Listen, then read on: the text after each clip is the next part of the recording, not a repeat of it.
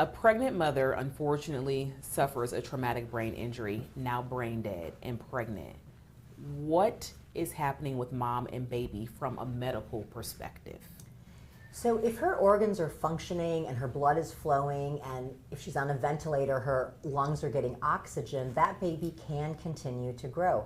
There have been about 100 cases of pregnant women who are labeled brain dead who then go on to deliver a child. So it is not unheard of. It is very, very rare.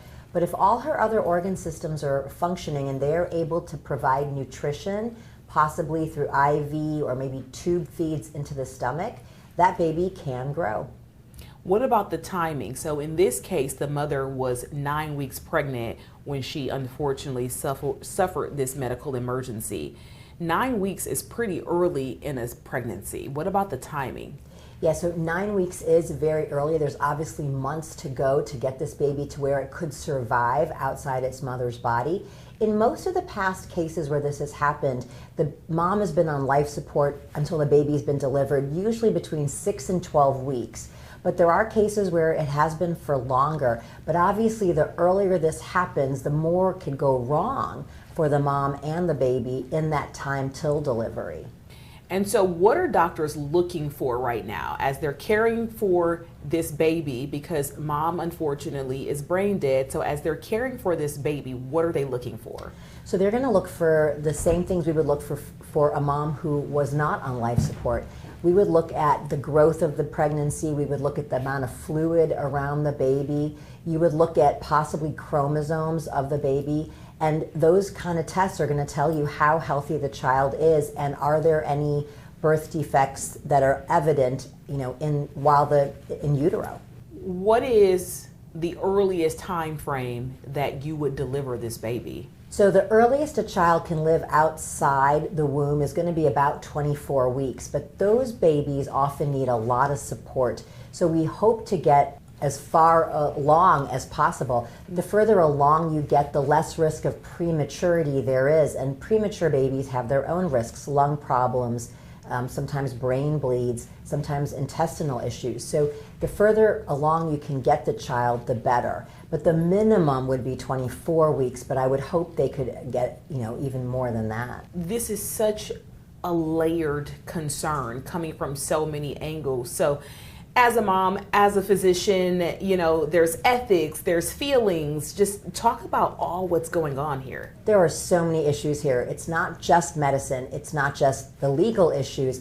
There are ethical concerns. There are obviously social issues, like who's going to raise this child. One ethical question becomes if this mom is absolutely not going to wake up, then you're essentially delivering a child into orphandom, right? You're delivering an orphan. So there's issues about that. Who's going to be responsible and raise this child?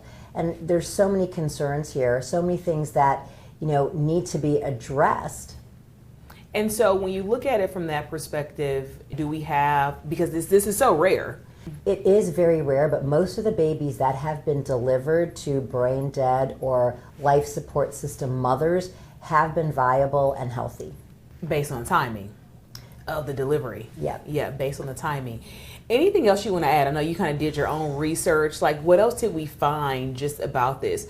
I just think the discourse online is so interesting as far as, just how people are feeling about it, because it's not something that we hear often. So it's just so interesting to hear it from a medical perspective, just like what's going on with mom, what's going on with baby. A lot of people don't understand that this is a thing. Yeah. And it is rare, but it does happen. I had told you about when I was an intern, I saw a case of a mother who suffered a gunshot to the head and was about 26 weeks pregnant. And, I watched this whole thing play out for their family. They kept her on life support. She was declared brain dead until they could get the baby a few weeks down the road to where it was more likely to be delivered without any complications. So this does happen. I think one thing that I read about that was interesting to me is, even though young women don't typically think about this, you may want to talk about or have a living will, because there was one case where the mother had a living will where she said she did not want to be kept alive by machines. Her husband knew that, but the law in the state she was in, they were required to keep her alive because of the pregnancy. So in that case, you went against the mother's wishes. But because there's another life here, that life now has its, rights and legalities to consider. So it's a very complex, very layered problem. But I do think one thing women can do to protect themselves is have a living will, or let somebody close to you know your wishes, because that may help you, stand up for yourself even if you can't vocalize it.